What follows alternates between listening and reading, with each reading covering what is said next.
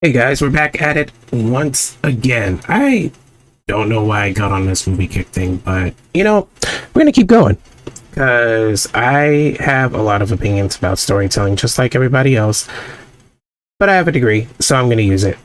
All right, so we're only going to play a little bit of this scene because I don't want to get in trouble with copyright. So we have Metal Sonic here, and he powers up. Obviously, his target is Sonic, but we don't have any sort of reasoning as of why.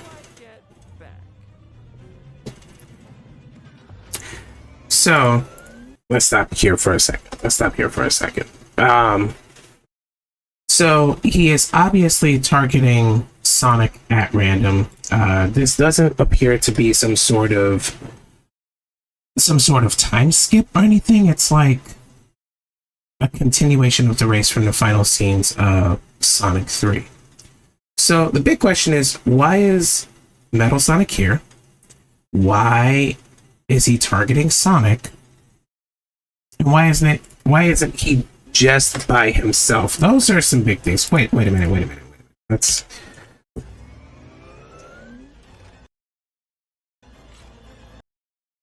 So his target is the blue hedgehog. You guys see that right there?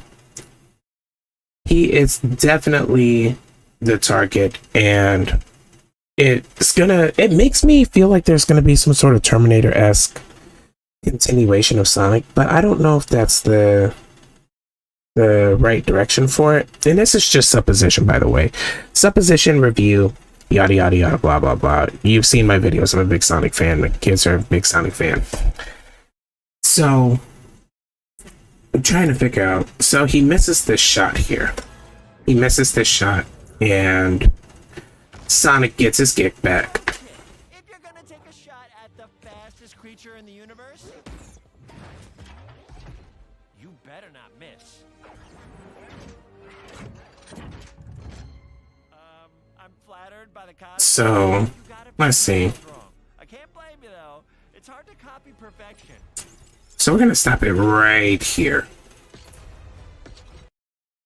So he has a legion of robotic doppelgangers that are trying to destroy him, but why? That's what I'm struggling with. And I have a theory. I actually have a theory. So let's finish going through all this, because I have an idea of where this story could go, and I think it's a little bit early, but I want to properly explain this because I think it's going to be another movie adaptation. What? Who are you? Alright, so we're going to bring this back to Amy. Right here. Let's stop right here. Okay.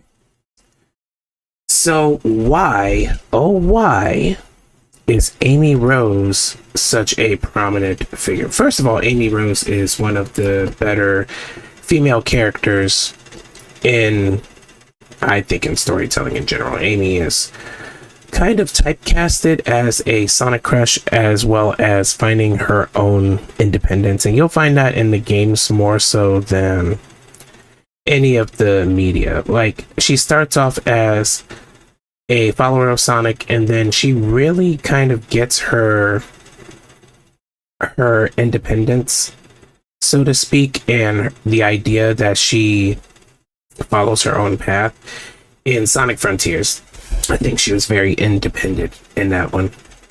But I found it interesting. One of her original names was Princess Sally, aka Sally Sparrow, from the Sonic Sat-Am show. Shout out Sonic Sat-Am. Very original, very good. But the way I think that this is gonna go is, I think that we're going to have a big presence from Amy and from Metal Sonic, and I think the Metal Sonics are from the future. And if they're from the future, that means that there's going to be a chance that we see Silver. I think Silver is the next, and I'm looking for him right now. Silver the Hedgehog. There we go. So 200 years in the future. Honestly, like, you could make the argument that Robotnik has the technical ability to make Metal Sonic, which he does. But I think the problem with that is this is coming right off the back of him trying to save the Earth. And when Jim Carrey's rendition of Dr. Robotnik has already come full circle from trying to destroy Sonic to foiling his grandfather in order to save the world, and having a turn of character where he's actually working with Sonic, it seems a bit disingenuous to try to punch the world back into this sort of pseudo industrial tyranny, because really when it comes down to it, Sonic is about environmental terrorism and the terror of the Industrial Revolution. That's kind of a big mouthful to go through, and I'm sorry I stayed on this for a moment, but I think a good place story-wise, because we are at the point where we are healthfully exploring Sonic's universe. There's Sonic's home planet, Long Claw, you got Tails, you got the Kingdom of the Echidnas, you have the Mushroom Realm where Knuckles got Dr. Eggman out of. And when you look into the other future zones, especially when you progress through Sonic games, they get progressively more industrialized. And I don't see those zones as separate planets or separate populations. Those are the state of being of the planet Earth. So, what I envision and what I think would be an amazing storyline is if those Metal Sonics came from the future and say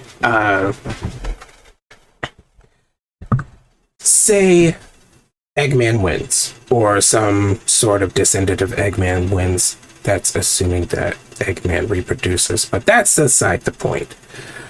And they want to bring about the success of the Robotniks sooner, because it took, let's say, it took them about 200 years. 200 years from when Sonic defeated Eggman until the Robotniks got on top, so to speak. What I would be very interested to see is if there is some sort of character wants to redeem their grandfather, just like in Sonic 3, where Jim Carrey's Robotnik and I wants to restore his relationship with Gerald Robotnik. So it's like you could make a pseudo storyline of a familial circle trying to redeem itself every time and that causing more issues instead of just moving forward. That's just a theory in my head. That's just a theory. But I think, excuse me, I think I'm onto something when it comes to time travel. At this point in time, if it wasn't for the quantity, if it wasn't for how many Metal Sonics there were, I'd say, oh, it's a one-off. Eggman got sick of Sonic's mess, so he made a metal duplicate in order to destroy him. That would have been easy.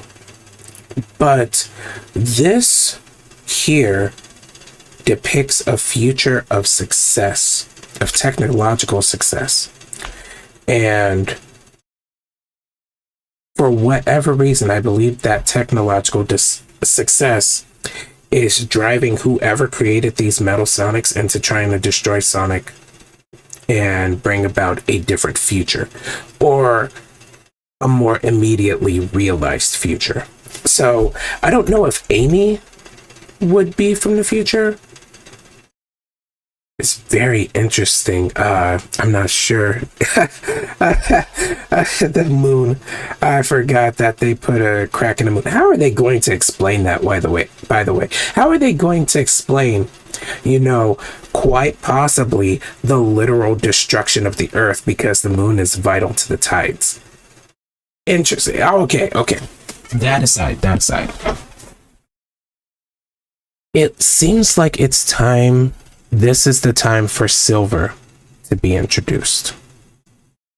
And I think Amy comes from the same dimension as Tails. And she's falling in love and she's going to follow him. And part of the story is going to be her realizing her own independence and not having to chase her hero all the time. Silver's going to be trying to...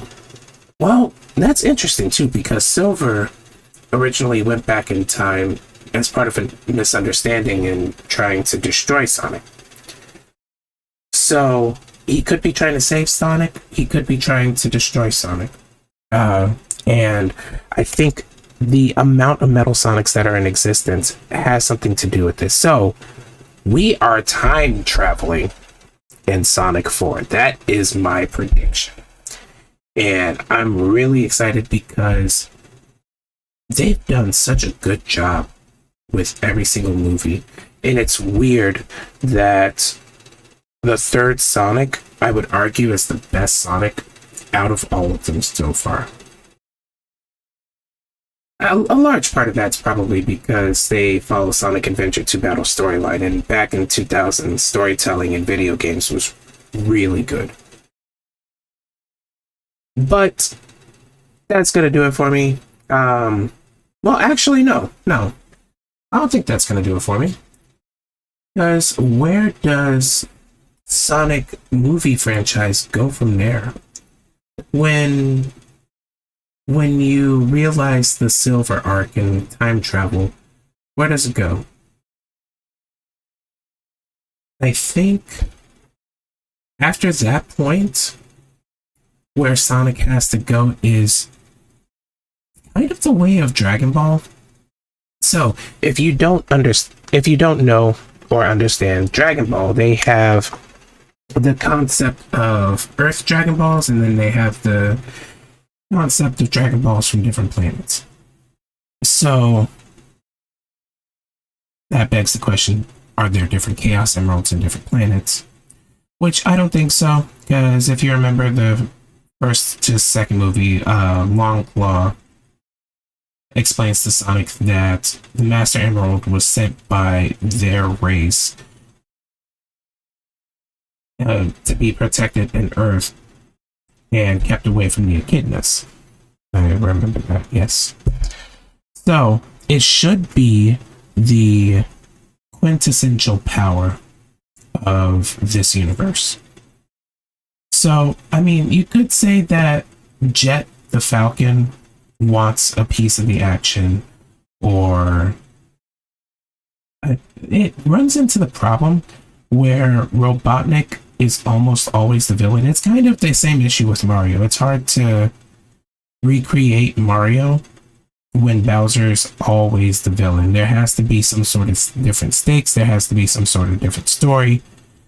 And where Mario finds his success always from fighting Bowser, the Sonic movie franchise has a higher potential for success because there have been a varying amount of different conflicts. There's the conflict with Robotnik, there's the conflict with Shadow, there's the conflict with Silver, and if you want to stretch the racing one, you could also say there's a conflict with Jet. And we haven't even gone over Chaos yet. That's the one that's really been bugging me. Where is Chaos? Does anybody know where Chaos is? Why have we waited so long to see the water spirit? Honestly, if we were doing Sonic 4, that's where I would want to go. I want to see Chaos. I want to see Tikal. I want to see the old echidnas falling into the weight, or getting crushed under the weight of their own greed. Kind of like this, but this is different. So What I want to see, and let me show you guys Chaos. So Chaos is this water spirit, and you don't really see him. I didn't show him in the Sonic wiki, but Chaos is this water spirit that grows bigger and more powerful with more Chaos Emeralds it holds. And it was the quintessential introduction of Supersonic in the 3D platform. So, you know what we can do? Let's do Sonic Adventure. Yep. YouTube already knows where I'm going. So, we have this, and this is the essence of perfect chaos. This seems like it would be a tremendous, and I mean tremendous, transfer from this movie franchise. Here we go. So, Chaos the Water Spirit. I don't know where they would put this, by the way. I'm afraid that having another city scale destruction thing would feel kind of samey. But we'll skip it forward a little bit. And I'm sorry, I wasn't showing it on the screen. That's my bad. But yes, Chaos is taking over everything.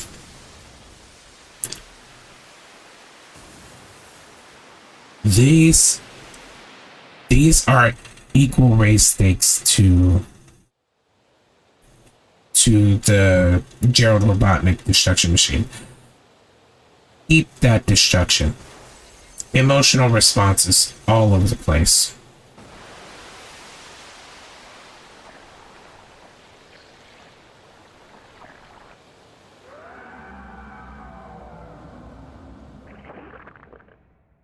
Yeah. You gotta like that. You gotta like that. So, that's what I want to see. But I expect that Silver and Time Travel will come next. Guys, whoever is making these Sonic movies, please, let's see some chaos. I mean literal chaos, not figurative chaos. The character chaos, not, the concept of chaos. You know what I mean. But I'll catch you guys later. Thanks for listening to me ramble again. Peace.